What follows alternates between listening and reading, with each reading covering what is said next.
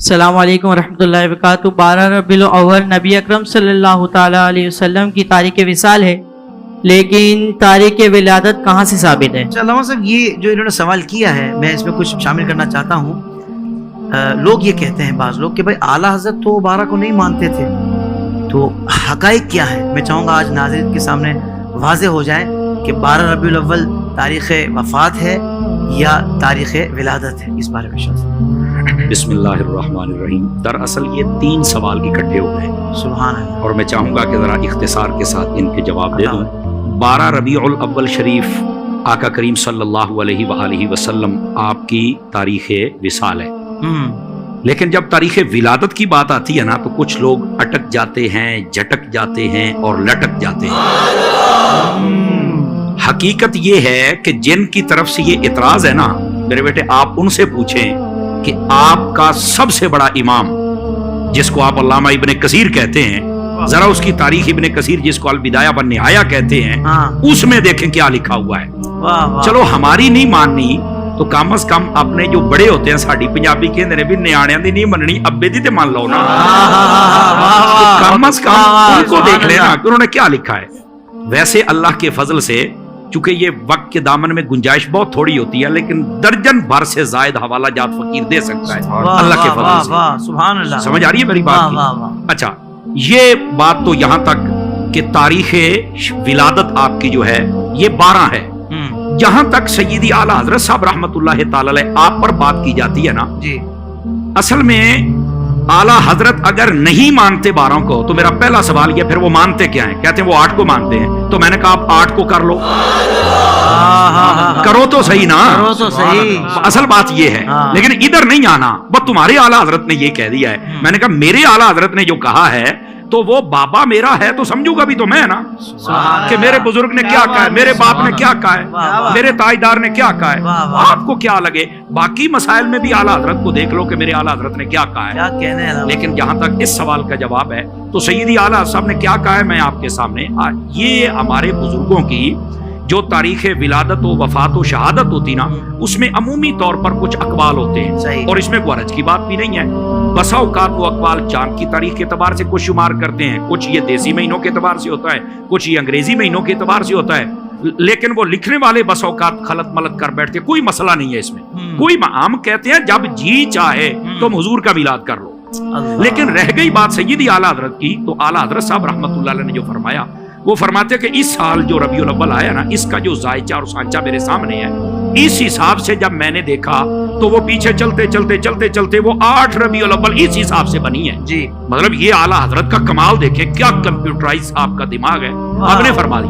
لیکن جو اگلی بات کہی وہ کوئی نہیں بتائے گا، آپ نے فرمایا لیکن جو مشہور ہے وہ بھی 12 ہے، جو معمول ہے جس پر عمل کیا جاتا ہے وہ بھی 12 ہے، اور جو قول جمہور ہے وہ بھی 12 ہے۔ آپ نے ساری بات ہی باتیں کر دی ہے، 3 باتیں جملے لکھ کے آپ نے سارا مسئلہ ہی حل فرما دیا۔ بذات خود سیدی اعلیٰ حضرت صاحب، آپ کا سارا قبیلہ، آپ کے مریدین و متعلقین، آپ کے گھر پر جو محفل ہوتی ہے وہ بھی 12 کو ہی ہوتی ہے۔ اب یہ جملہ تو تم نے پڑھ لیا، تو ان کے گھر کی محفل کو بھی دیکھو نا۔ تو سیدی اعلیٰ حضرت صاحب رحمت اللہ علیہ نے ایک حساب بتایا کہ اس حساب سے اگر آج کے دن میں دیکھوں تو یہ بنتا ہے، لیکن معمول، مشہور اور قول جمہور وہ 12 کا ہے۔ تو جب ہے ہی 12 کو، اور اس میں اہل حرمین جس کو کہا جاتا ہے، پوری دنیا تمام علماء اس پر متفق ہے، تو یہ 12 ہی کو آقا کریم صلی اللہ علیہ وسلم کی ولادت اقدس ہے، اور اسی دن کو ایمان والے میلاد کرتے ہیں۔ واہ واہ واہ واہ، سبحان اللہ سبحان اللہ۔ اچھا علامہ صاحب، اس طرح کی بات بھی ذہن میں لوگوں کے آتی ہے کہ جب حضور کے آنے کی خوشی کرتے ہو تو جانے کا غم کیوں نہیں کرتے، اس کا کیا جواب ہے؟ اللہ اکبر، جانے کا غم وہ کرے جس کا نبی مر گیا ہے، ہمارا تو زندہ ہے۔ نعرہ تکبیر، نعرہ رسالت، نعرہ تحقیق، نعرہ حیدری، قید رضا۔ ہمارے امام نے تو یہی بتایا۔ اب میں پوچھتا ہوں نا ان لوگوں سے جو کہتے ہیں کہ اعلیٰ حضرت کہتے ہیں 12 نہیں 8 ہے، وہ میں پوچھتا ہوں یہ وہی اعلیٰ حضرت ہے جنہوں نے کہا تو زندہ ہے واللہ، تو زندہ ہے واللہ، میرے چشمے عالم سے چھپ جانے والا۔ تو یہ کون سی بات ہوئی کہ آنے کی خوشی کرتے جانے کا کام؟ وائر منافقت تو نے بھی کن لوگوں کے پاس डेरे लगा लिए कि जो जब मुहर्रम आए तो वो कहते हैं नहीं इमाम हुसैन की याद में पीटना नहीं चाहिए, रोना नहीं चाहिए, चूंकि 3 दिन से ज्यादा सोग ही नहीं है। और वही मुनाफिक लोग जब रबीउल अव्वल आता है तो कहते हैं कि तुम आने की खुशी करते हो तो जाने का गम क्यों नहीं करते। ओ भाई उधर 1-1.5 माह महीने के बाद ही तुम्हारे मसले बदल जाते हैं, खुदा का खौफ करो यार। क्या मुनाफिकत भी सोचती होगी कि मुनाफिकत तो मैं थी पर जिन सौदागरों के पास मैं आ गई ना इन्होंने मेरा बेड़ा ही करके रख दिया। बहुत खूबसूरत। अब यार सोचने वाली बात है, 1.5 माह पहले ये फतवा जारी हो रहा था कि सोग 3 दिन से ज्यादा नहीं, तो आप भी कहो ना कि 3 दिन से ज्यादा सोग नहीं, बस आने की खुशी करो, जाने का काम नहीं कर सकते। और फिर दूसरी बात, मैं अगली बात भी कर लूं ना इनसे, नबी पाक आए पहले हैं या गए पहले हैं? तो कहा आए पहले हैं, तो मैंने कहा पहले आने की खुशी करना फिर जाने वाली बात भी कर लेते।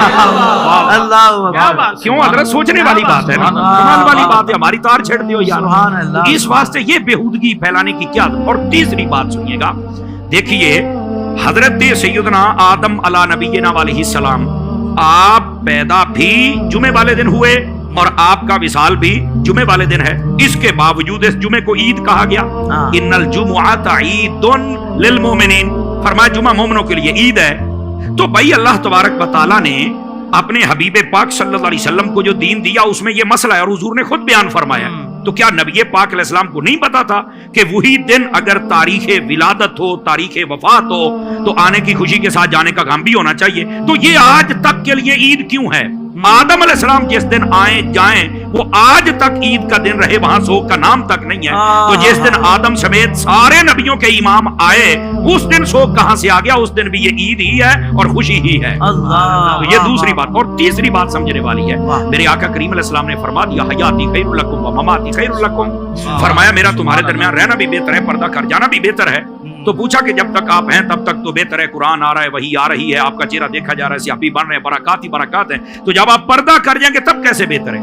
तो फरमाया मैं अपनी जब कब्र में जाऊंगा तो वहां पर तुम्हारे अमाल मुझ पर पेश किए जाएंगे। अगर तुम्हारे अमाल अच्छे हुए तो अल्लाह का शुक्र अदा करूंगा, अगर तुम्हारे अमाल में कुछ कमी कुताही खामी हुई तो अल्लाह से तुम्हारे लिए इस्तिगफार करूंगा।